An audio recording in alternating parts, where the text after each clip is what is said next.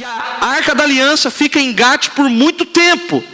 E Saul em nenhum momento se preocupou em trazer a presença de Deus para Israel novamente. Por quê, irmãos? Naquela época a presença de Deus não era habitável. Pessoas, em seres humanos, a presença de Deus habitava na Arca da Aliança. Mas Saul naquele momento não se preocupa com aquilo que os filisteus fizeram. E a palavra do Senhor diz que quando Davi, ele assume o trono, ele decidiu de todo o seu coração. A primeira coisa que Davi decidiu quando assumiu o trono: como trarei de volta a presença de Deus para Israel? Sabe por que Davi era um homem segundo o coração de Deus, meu irmão? Porque ele se preocupava com a presença de Deus. Saul, diferentemente, era alguém que pensava em si mesmo. É alguém que muitas vezes usava a sua carne para decidir as coisas. Então, a Arca da Aliança para nós hoje é um símbolo do Senhor Jesus Cristo, o Emanuel, a presença de Deus no meio do povo. Então, Davi ansiava pela presença de Deus em Jerusalém. A Escritura diz que, em certo momento, quando Davi assume o trono, ele toma uma parte do exército, toma o povo, e eles foram buscar a Arca da Aliança. Por quê? Deus tanto favoreceu Davi, que quando os filisteus levaram a arca para Gate, a palavra do Senhor diz que eles levaram a arca para Gate dentro do templo de Dagon. E quando a arca estava dentro do templo de Dagon, a própria escultura de Dagon caiu diante da presença de Deus, caiu diante da arca. Sabe, meu irmão, a presença de Deus é tão poderosa que não há principados e potestades que não possa sujeitar ele. Todo principado se dobra dentro da presença de Deus. Então a arca estava dentro do templo de Dagon, e a palavra do Senhor diz que a estátua de Dagon se dobra diante da presença de Deus.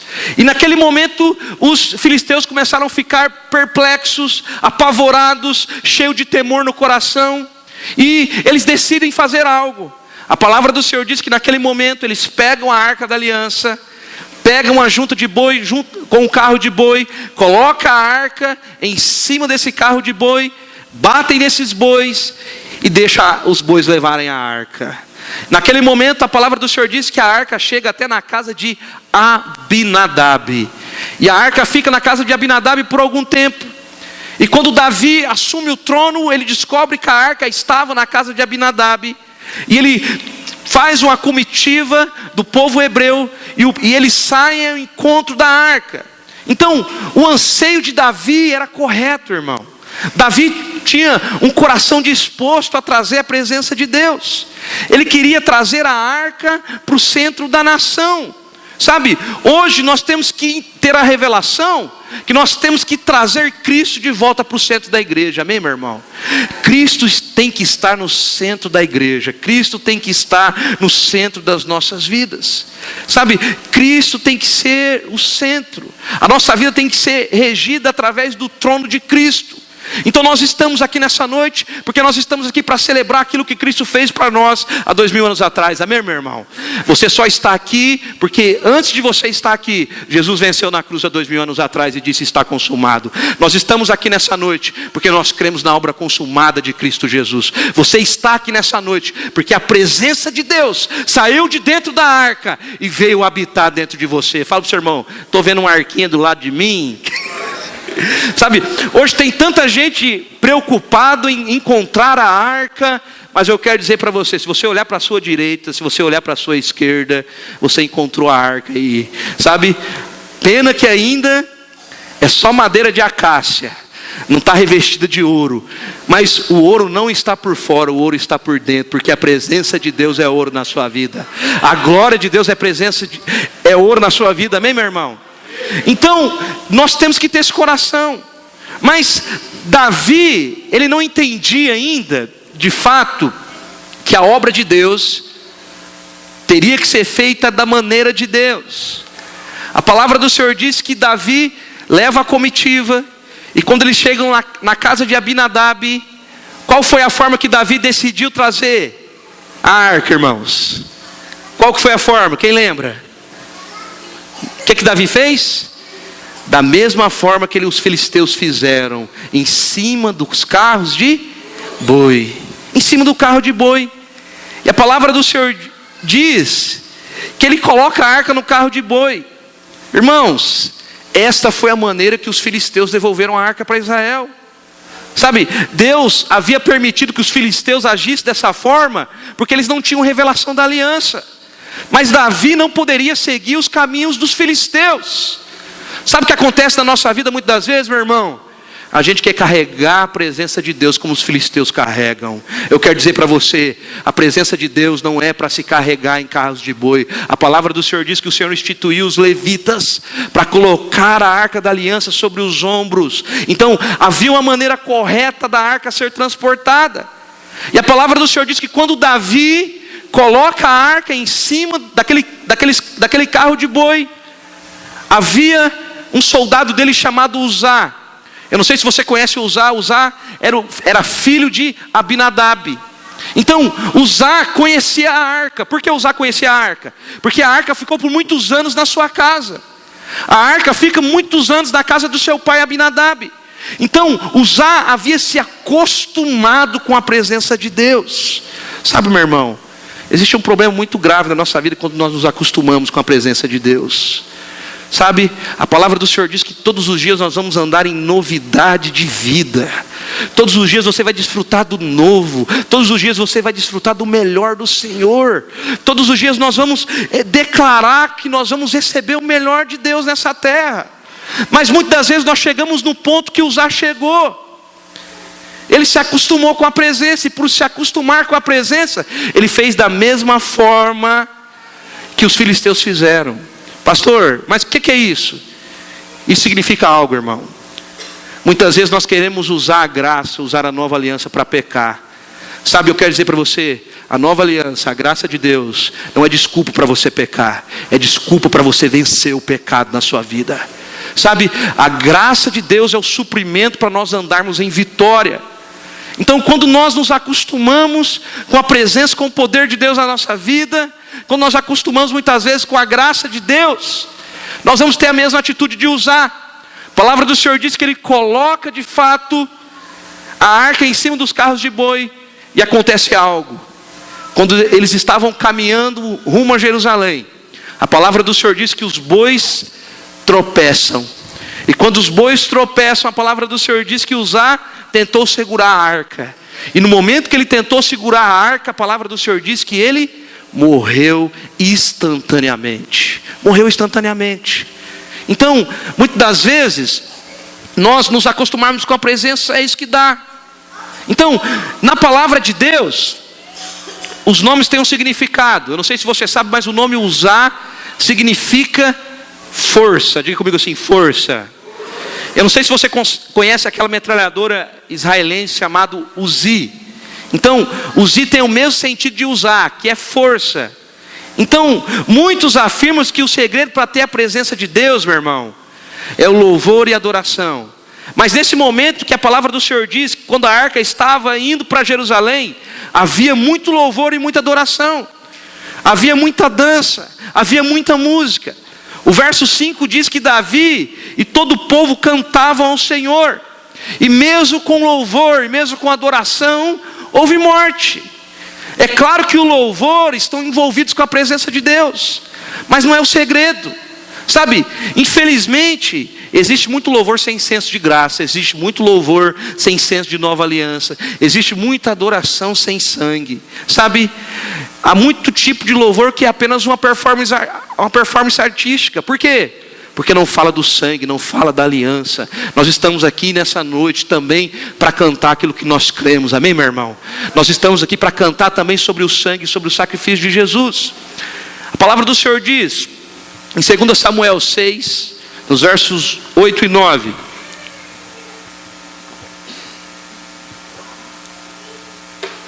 E Davi se contristou, porque o Senhor abria ruptura em Uzá. E chamou aquele lugar de Pérez Uzá até o dia de hoje. E temeu Davi ao Senhor naquele dia e disse, como virá a minha arca do Senhor?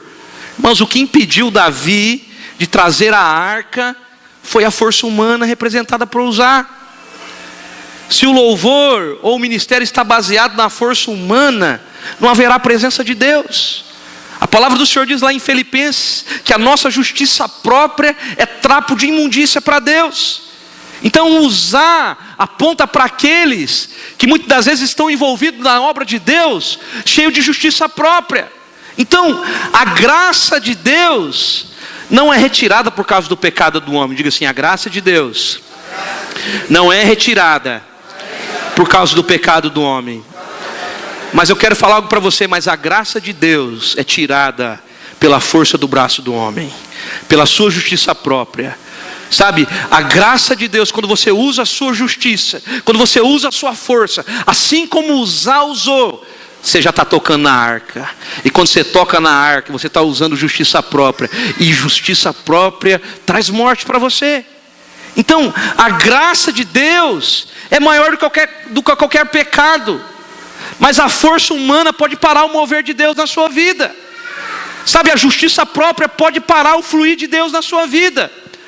A palavra do Senhor diz que quando a prostituta veio a Jesus, ele a recebeu. Por quê? Porque a graça de Deus era maior que o pecado da prostituta. A palavra do Senhor disse que quando os publicanos vieram a Jesus, aqueles que eram corruptos, aqueles que muitas das vezes são comparados a políticos corruptos hoje, a palavra do Senhor diz que a graça de Deus recebeu eles, Cristo recebeu eles. Por quê? Porque a graça era maior do que o pecado deles. Então foram a Jesus e o Senhor Jesus os recebeu. Por quê?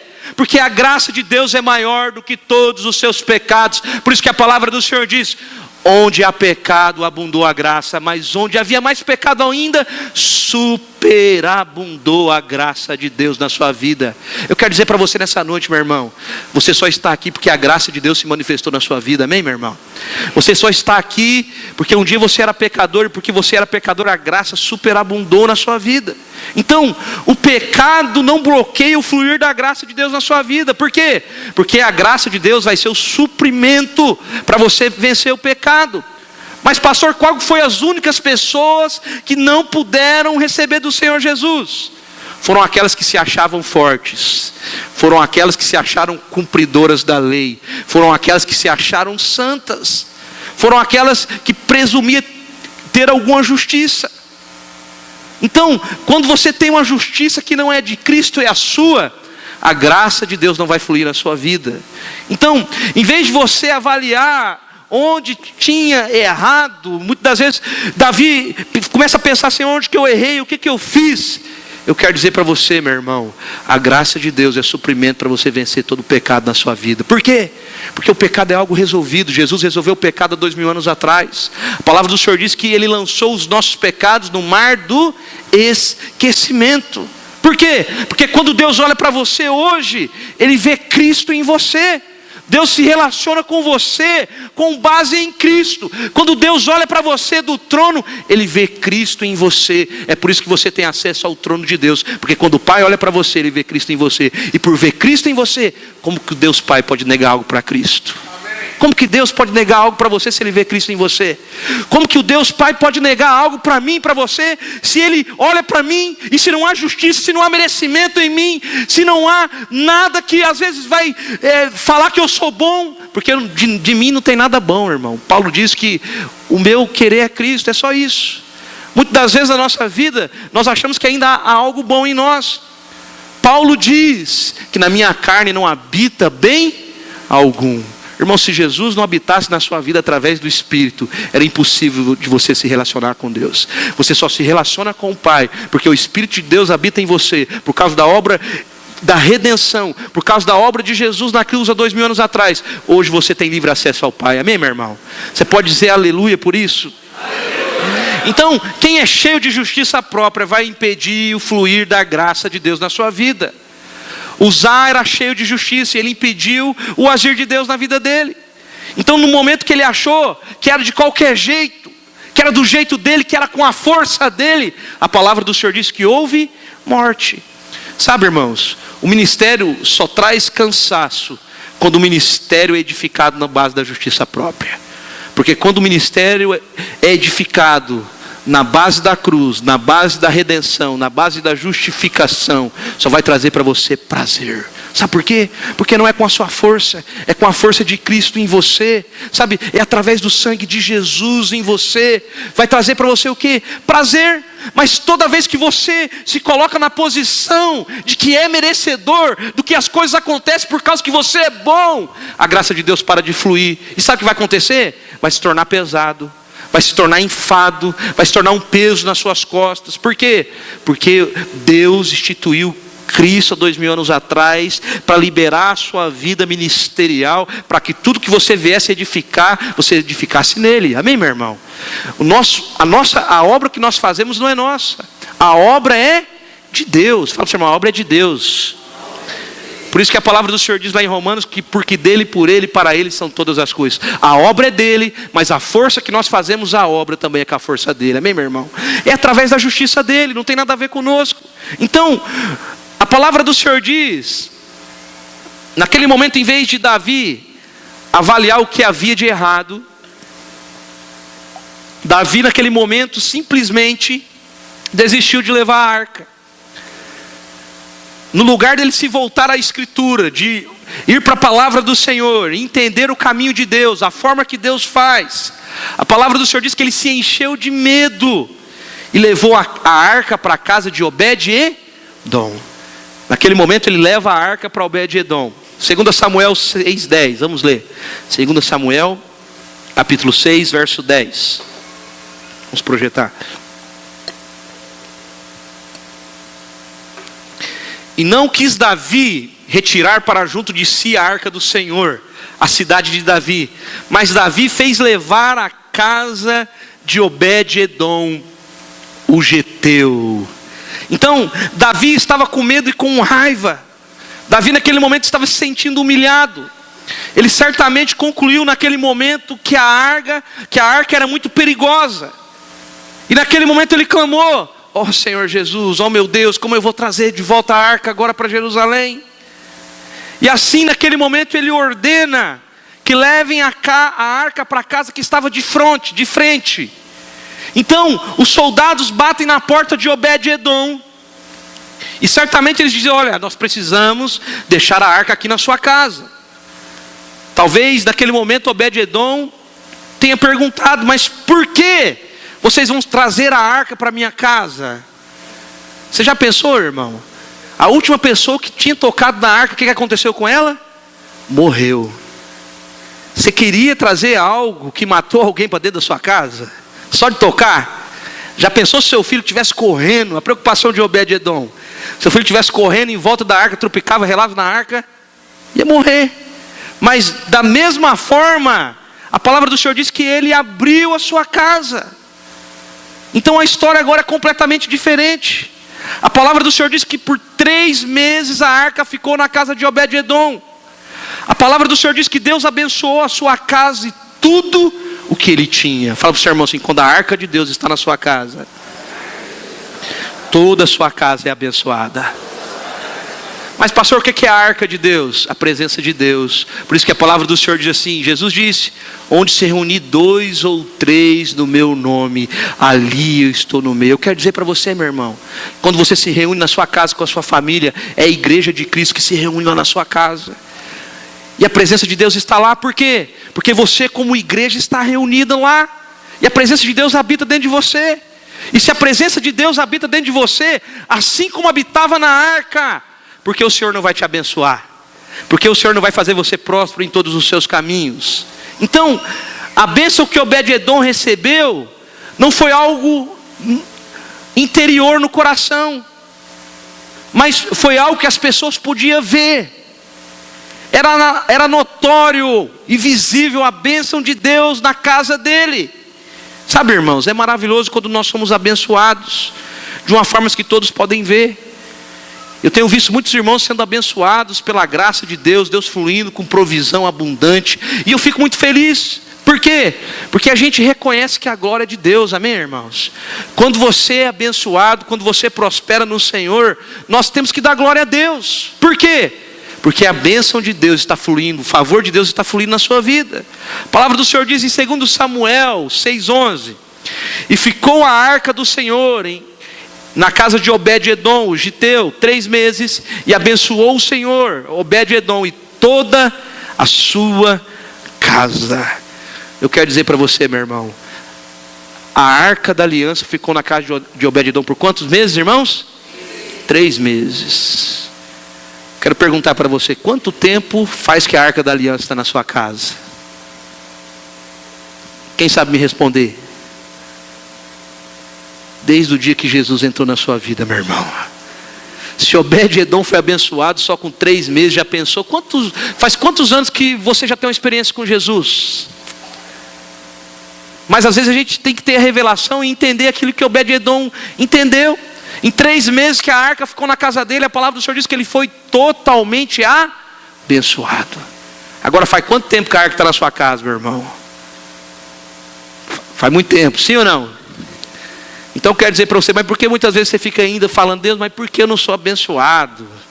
Por que as coisas não acontecem para mim? Por que para todo mundo dá certo e para mim não dá? Sabe por que para todo mundo dá certo e para você não dá, irmão? Porque você não entendeu que a arca está dentro da sua casa ainda.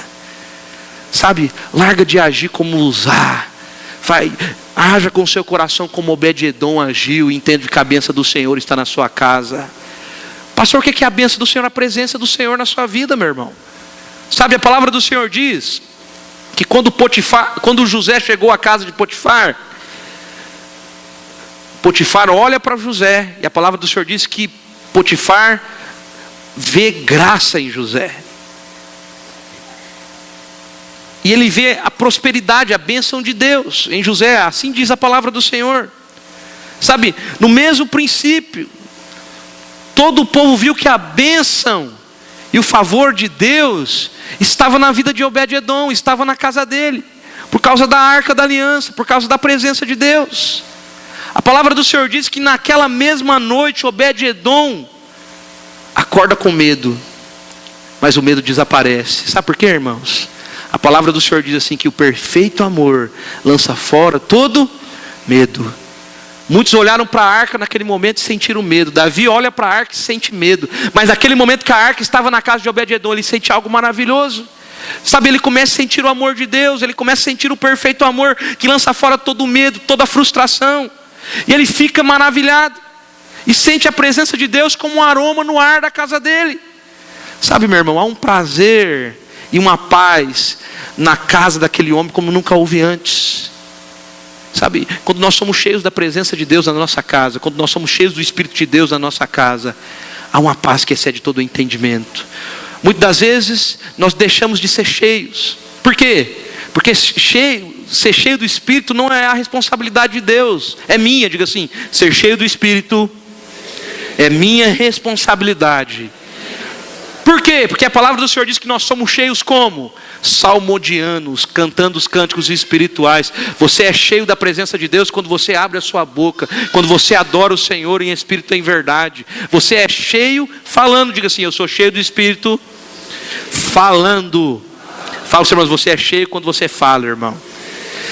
Então você quer viver uma vida sobrenatural, irmãos? Seja cheio do Espírito todos os dias.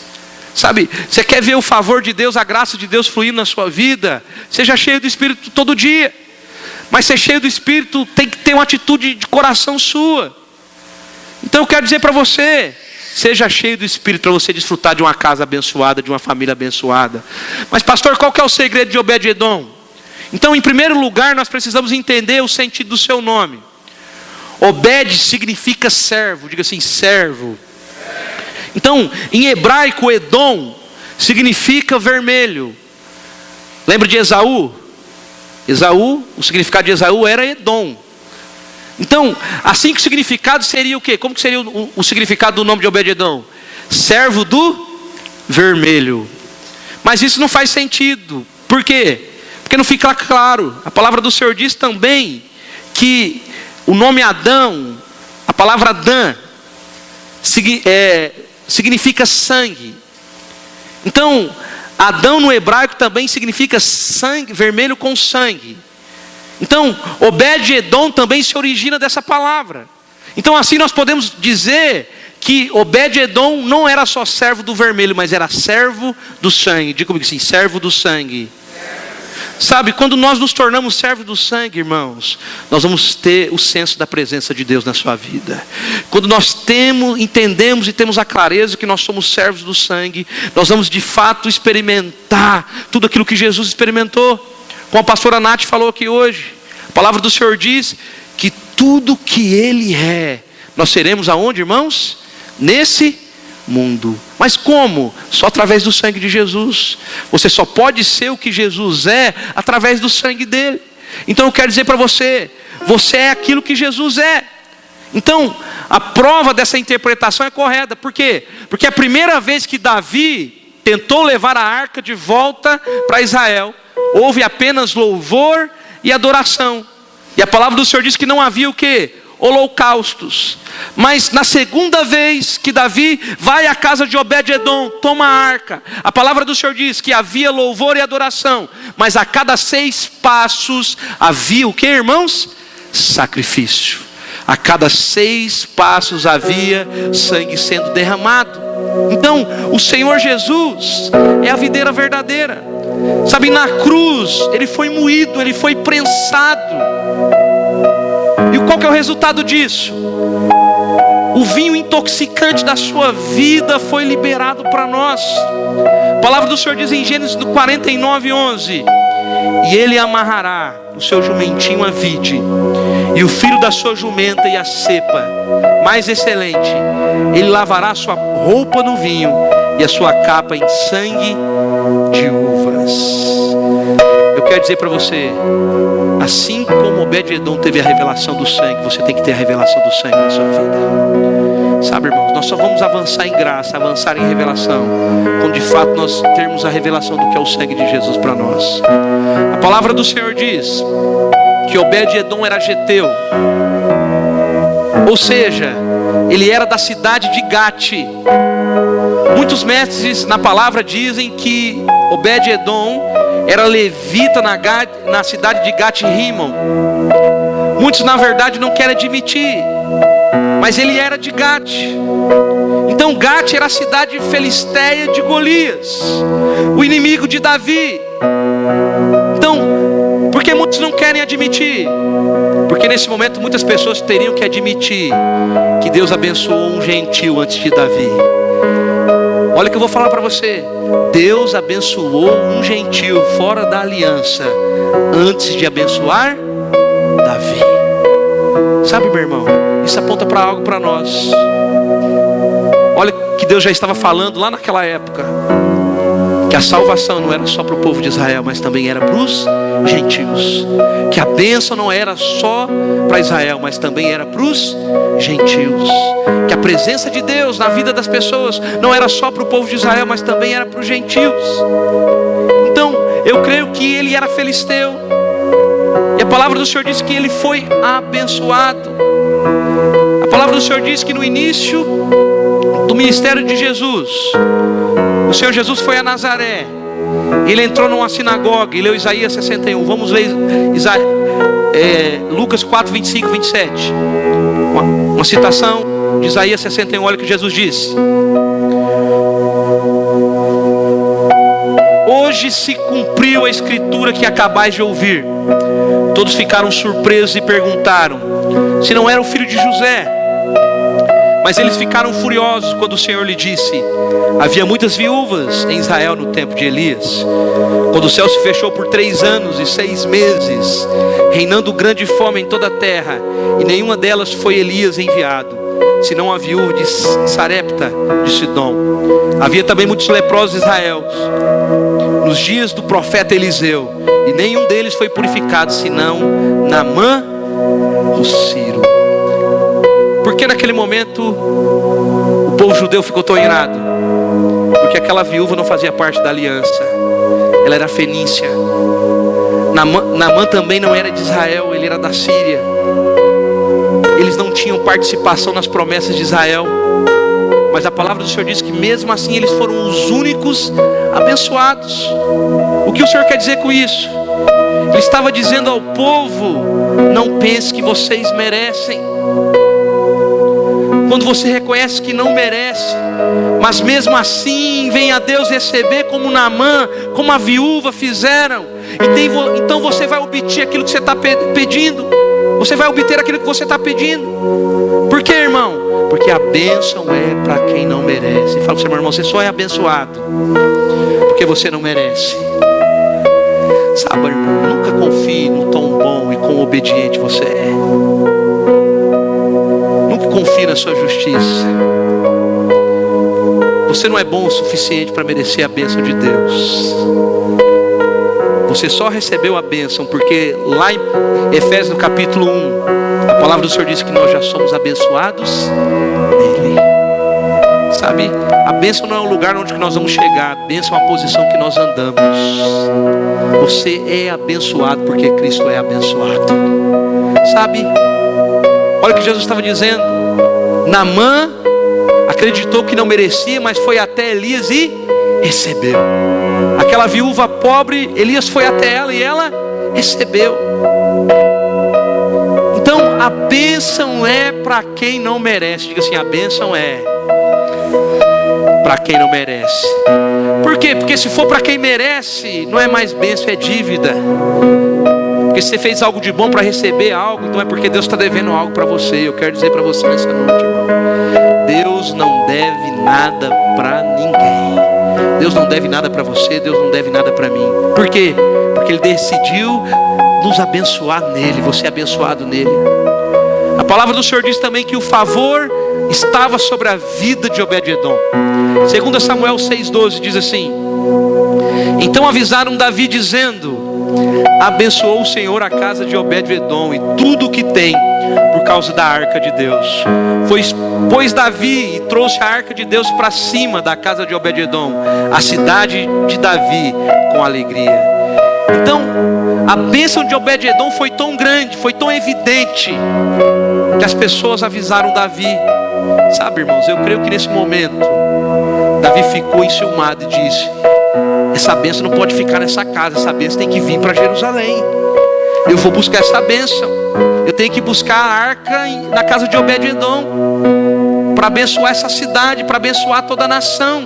Porque se ele foi abençoado também, nós seremos abençoados. Sabe, e naquele momento Davi fica entusiasmado e sabe disso. E a palavra do Senhor diz que naquele momento Davi vai ao encontro da arca com outra comitiva.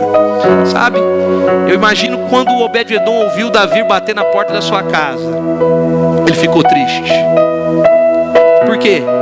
Porque era maravilhoso, meu irmão, naquela época ter a presença de Deus na sua casa. A palavra do Senhor diz que naquele momento Obed-edom segue Davi, pega toda a sua casa, e a palavra do Senhor diz que ele segue a arca. A palavra de Deus diz que ele se tornou porteiro do tabernáculo de Davi, para guardar a arca. Sabe, ele e toda a sua família foi com a arca para Jerusalém. Ele entendeu: se a arca vai, eu vou também. Onde que a presença de Deus está, eu vou. Onde que a bênção de Deus estiver, eu vou estar. Então se a bênção de Deus estava aqui na minha casa até esse momento, onde que a arca vai, eu vou. A palavra do Senhor diz que naquele momento Obed-edom pega toda a sua família, eles vão para Jerusalém. 2 Crônicas 15, no capítulo 15, verso 17 e 18. 2 Crônica 15, 17 e 18, a palavra do Senhor diz assim: os altos, porém, não foram tirados de Israel, contudo o coração de Asa foi perfeito todos os seus dias, e trouxe à casa de Deus as coisas sagradas por seu pai, e as coisas que ele mesmo tinha consagrado: prata, ouro e vasos. Davi levanta Obed-edom naquele momento para ser o porteiro do tabernáculo. Ele seria um guardião da arca. Sabe por quê, irmão? São os porteiros que decidem quem entra e quem sai. Eles que são sensíveis ao que está acontecendo. E Deus eleva Obed-edom para uma posição de honra. A palavra do Senhor diz que os filhos deles também foram servir no tabernáculo de Davi. Mas ele não era apenas o porteiro. A palavra do Senhor diz que ele também se tornou músico e foi designado para ministrar a presença de Deus, a presença da arca. Agora esse filisteu Obed-edom não somente foi apontado como um levita, mas está tocando harpa para Deus. Irmão, olha o que a graça de Deus faz. Pega alguém que é fora da aliança, pega alguém que era fora da aliança levítica e levanta ele como um levita para cantar ao Senhor. Sabe quem faz isso, meu irmão? Só o sangue. 1 Crônicas, no capítulo 16, verso 5. Olha o que a palavra do Senhor diz. Era Asaf o chefe, e Zacarias o segundo depois dele, Jeiel e Semiramote, Jeiel e Matitias, e Eliabe e Benaia. E quem, irmãos? Obed-edom. Aquele que não fazia parte da aliança agora está desfrutando das mesmas bênçãos de quem está na aliança. Olha o que o Senhor faz. E Jeiel com alaúdes e com harpas, e Asaf se fazia ouvir com símbolos. Se nós continuarmos lendo, nós vamos ver como Deus abençoou Obed-edom. A palavra do Senhor diz que ele teve 8 filhos, e todos se tornaram homens maravilhosos. 1 Crônicas 26:4 diz assim: e os filhos de Obed-edom foram Semaias, o primogênito, Josabade, o segundo, Joá, o terceiro, Sacar, o quarto, e Natanael, o quinto. O versículo 6 diz que seu filho mais velho teve filhos que dominaram sobre a casa de seu pai e foram homens valentes. E o versículo 8 diz que esses homens eram capazes, robustos e saudáveis. Os irmãos e os primos de Obed-edom também viraram porteiro do tabernáculo. Todos eram os filisteus, eram os inimigos do povo de Deus. Mas quando eles descobriram o quanto o Senhor era bom, eles foram completamente transformados. Meu irmão, a arca do Senhor trouxe a criatividade, trouxe a expansão de conhecimento. Sabe, isso é exatamente o que o favor de Deus faz. O favor de Deus na sua vida coloca você em posição que você não podia estar. Mas quando o favor de Deus é liberado na sua vida, o favor de Deus abre portas para você. Diga assim: o favor de Deus abre portas para mim. Olha para o seu irmão e diga assim: o favor de Deus abre portas para você. Quando você recebe favor, meu irmão, o favor muda tudo. Sabe, nós vamos passar uma eternidade inteira descobrindo quanto Deus é maravilhoso. Quando você é alguém favorecido, quando você desfruta dessa presença na sua vida, quando você desfruta da graça, quando você entende e tem a revelação da nova aliança na sua vida, você vai entender que é o favor de Deus que vai abrir portas para você. Não é o seu esforço humano, não é a sua meritocracia, não é o tanto que você obedece, mas é o quanto você tem fé. Amém, meu irmão? Nós temos falado isso nesse tempo. A palavra do Senhor diz que o que vai agradar a Deus é a sua obediência, sim ou não? O que agrada a Deus é a sua fé. O que agrada a Deus é a sua fé. A obediência só é consequência da sua fé. A palavra do Senhor diz assim: que sem fé ninguém verá a Deus. Então, a obediência na nossa vida cristã hoje não é raiz, é fruto. Na lei, a obediência é o que? Raiz. Se você obedecer, você vai ser abençoado. Mas quando nós desfrutamos da nova aliança, o que nós entendemos? Porque nós cremos que nós fomos abençoados em Cristo. Nós temos essa fé no nosso coração. Por isso nós somos abençoados. Você é abençoado porque você tem fé no seu coração. Amém, meu irmão? Você crê e você fala. Você é abençoado pela fé. Não é pelo tanto que você obedece, não é pelo tanto que você faz, mas é pelo tanto que Cristo obedeceu, é pelo tanto que Ele fez. É a obediência dEle que é transformada em fé na sua vida. Não é pela sua obediência, mas é pela obediência dEle na cruz. Amém, meu irmão? Porque Cristo obedeceu.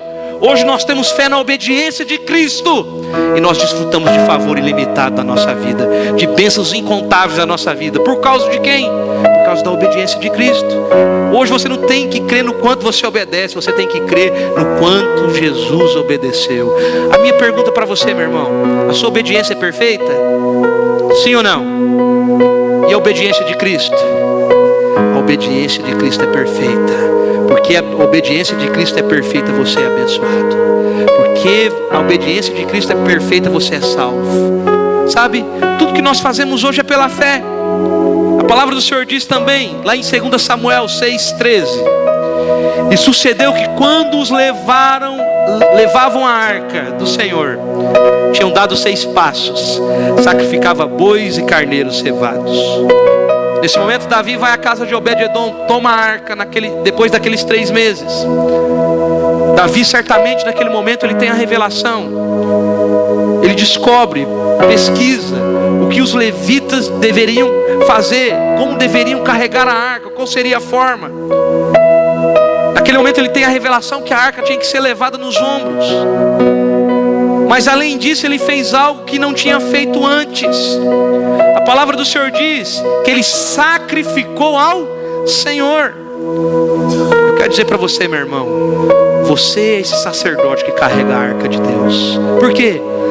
A palavra do Senhor diz lá em Pedro que nós somos reis e sacerdotes. Você é o portador da presença de Deus. Você é aquele que leva a presença de Deus, e por isso você foi instituído como sacerdote. Sabe? Isso é um quadro de um campeão sendo levantado pelos seus companheiros. Você é sacerdote de Deus. A presença de Deus está na sua vida, meu irmão. Sabe, nós somos chamados como sacerdotes para levantar o Senhor Jesus. O Senhor Jesus é a verdadeira arca. O Senhor Jesus é a verdadeira presença. Nós não estamos aqui hoje para celebrar aquilo que os olhos vê. Nós estamos aqui para celebrar aquilo que Jesus fez, aquilo que olhos não conseguem explicar, homens não conseguem discernir, aquilo que é a loucura do Evangelho, a loucura da pregação. Então hoje nós só cremos. Sabe, naquele tempo ainda Davi via, mas eu quero dizer para você, você foi chamado para crer sem ver, meu irmão. Isso é crer, é você ter a certeza no seu coração. Nós somos esses sacerdotes que carregam a presença de Jesus nas nossas vidas. Essa é a verdadeira arca. A palavra do Senhor diz que Davi decide fazer o sacrifício. Kiriat Jearim ficava 12 quilômetros de Jerusalém, mas Davi resolveu oferecer um sacrifício a cada 6 passos. Sabe, irmãos, eu creio que isso deve apontar para nós quando nós caminhamos a cada 6 dias. Cada 6 dias você caminha, na segunda, na terça, na quarta, na quinta, na sexta, no sábado, no domingo você para e você está onde? Aqui hoje no culto, amém, irmãos? Olha, você vê que é algo interessante. Isso aponta para algo para nós. Todos os domingos você tem que estar na igreja. Quem que é a igreja? Seus irmãos estão aqui, não é o prédio aqui. Nós não somos templistas, nem clericalistas. Todos os domingos nós nos reunimos no nome do Senhor. Jesus, após ele ressuscitar, todos os aparecimentos deles foi em que dia? No domingo. Todos os domingos foram os dias de aparecimento de Jesus. Por quê? Porque Jesus queria apontar algo para nós. Ele queria apontar o dia que a igreja também se reúne no todo. Então, eu creio que esse tempo, hoje nós vamos estar aqui ceando, né? A palavra do Senhor diz que a igreja primitiva ela ceava toda vez que se encontrava. Então por isso que é tão importante na segunda, na terça, na quarta, na quinta, na sexta, no sábado, no domingo, quando a gente chegar aqui, nós compartilharmos do pão e bebermos do sangue, celebrarmos a nova aliança.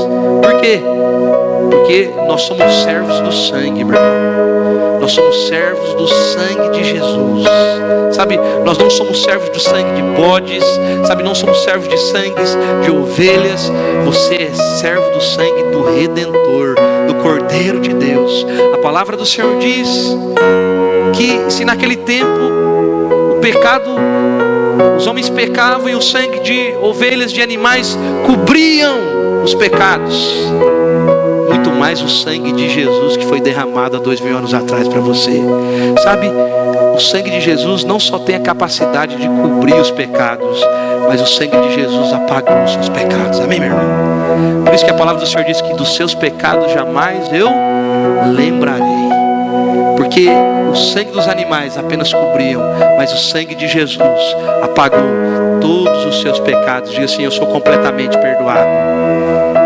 Diga assim: eu sou completamente justificado pelo sangue de Jesus. Foi pelo sangue de Jesus que eu fui salvo, que eu fui comprado. Ele é meu dono. Amém, meu irmão? Então Davi, ele dançava com todas as suas forças diante do Senhor. A palavra do Senhor diz que naquele momento ele estava vestindo uma veste sacerdotal de linho. E ele era rei, mas ele se colocava como sacerdote diante de Deus. Por isso que a palavra do Senhor diz que o trono de Davi será estabelecido eternamente. Sabe, meu irmão, por quê? Porque Davi lá na lei, ele entendeu que ele tinha que ter acesso ao Senhor através do sangue. Foi pelo sangue. Por isso que Davi, ele era um homem segundo o coração de Deus, porque ele foi um homem que desfrutou da graça de Deus no tempo que havia lei. Sabe, ele sempre chegou sem merecer. Ele sempre teve esse coração aberto para o Senhor. Quando ele foi enfrentar Golias, ele sabia que não era pela força dele, mas era pela força do Senhor. Quando ele matou Golias, ele não quis glória para ele, mas ele deu a glória ao Senhor. Por quê? Porque Davi, no tempo da lei, ele desfrutou totalmente da graça. Ele se colocava como um sacerdote diante de Deus. Sabe, meu irmão, você precisa ser servo do sangue. Diga para o Senhor, você precisa ser servo do sangue. Nós precisamos apenas confiar na justiça de Cristo. Você tem que ter a sua vida confiada no sangue de Jesus. Sabe, nós temos que agir em fé, como sacerdotes do Senhor. Eu quero dizer para você, você foi chamado para ser o servo do sangue. Você se aproxima hoje pelo sangue. A palavra do Senhor diz lá em Hebreus que nós temos que chegar hoje ousadamente, confiadamente diante do trono da graça. Você só se achega diante do trono da graça, que é o trono do Pai, por causa do sangue do Filho. Porque quando o Pai olha para você, Ele vê o sangue do Filho derramado em você. A minha pergunta para você: o que Deus pode negar para o Filho? Pergunta para o seu irmão: o que Deus pode negar para Jesus? Se você tivesse a convicção no seu coração que você fosse Jesus, o que você ia pedir para Deus hoje? O que você ia pedir, irmão? Você ia ter dúvida que Deus ia dar? Sim ou não? Ia ter dúvida, sim ou não? Mas eu quero dizer para você, quando você pede algo para o Pai, Ele vê o Filho em você, através do sangue. Se você tiver essa convicção no seu coração, Ele não está vendo você, Ele está vendo o Filho. E se Ele está vendo o Filho, como que Deus Pai pode negar algo para o Filho? A palavra do Senhor diz que nem o seu próprio Filho negou por amor de nós. Será que todavia Ele já não nos deu todas as coisas? Irmão, Cristo é tudo. E se Cristo é tudo, Deus já nos deu tudo. Se Ele não negou o Filho, o que Deus Pai vai negar para você? Olha para o seu irmão, o que Deus Pai vai negar para você? Sabe, irmão, nós temos que ter consciência do sangue. Você é servo do sangue de Jesus. Se coloca de pé onde você está nesse momento.